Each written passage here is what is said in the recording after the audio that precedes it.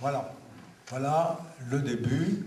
Moi, je l'ai rallié. Alors après, nous avons été en formation, bien entendu, et formation militaire. Et on nous dit, mais qu'est-ce que vous pensiez du général? Eh bien, nous sommes ralliés au général de Gaulle, et nous n'avons, pour combattre à ses côtés, et nous n'avons jamais eu la moindre hésitation sur tout ce qu'il a fait pendant la guerre, et nous avons eu raison, puisqu'on a commencé dans le désastre, et on a fini de façon, enfin, dans l'honneur et dans la victoire. Voilà, je vais dire 2 mots de plus, et puis je vous passe la parole, parce que vous avez un parcours un peu différent.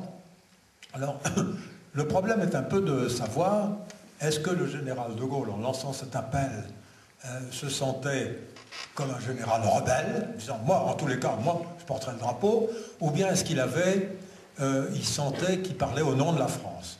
Alors je réponds, oui, il parlait au nom de la France, mais il ne pouvait pas le dire tout de suite puisqu'il n'avait rien entre les mains. Et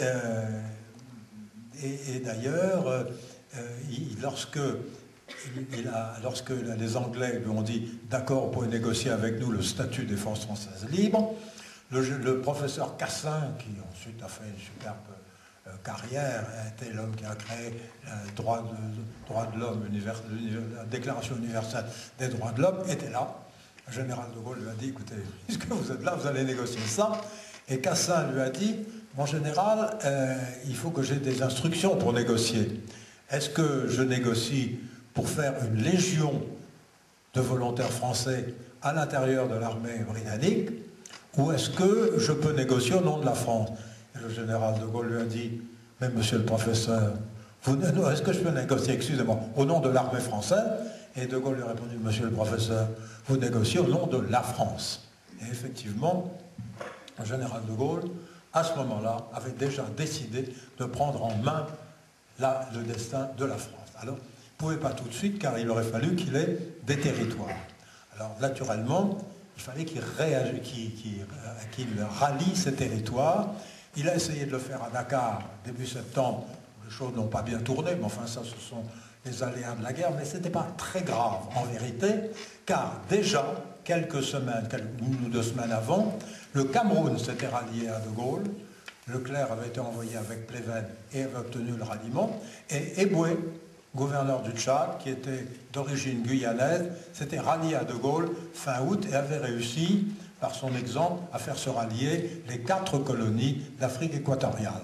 Donc, lorsque le général se retrouve à Brazzaville au mois d'octobre, il a entre les mains le Cameroun et toute l'Afrique équatoriale française. Il apprend le ralliement de la Polynésie française et des 5 comptoirs français de l'Inde. Il existe et il va lancer après, alors ça c'est un des impacts, après l'appel du 18 juin, il lance à Brazzaville le manifeste du 27 octobre 1940 où il dit « La France a un gouvernement illégal et indigne, je prends en main les destinées de la France pour jusqu'à la victoire. » Et alors, les Français choisiront par qui ils veulent être gouvernés.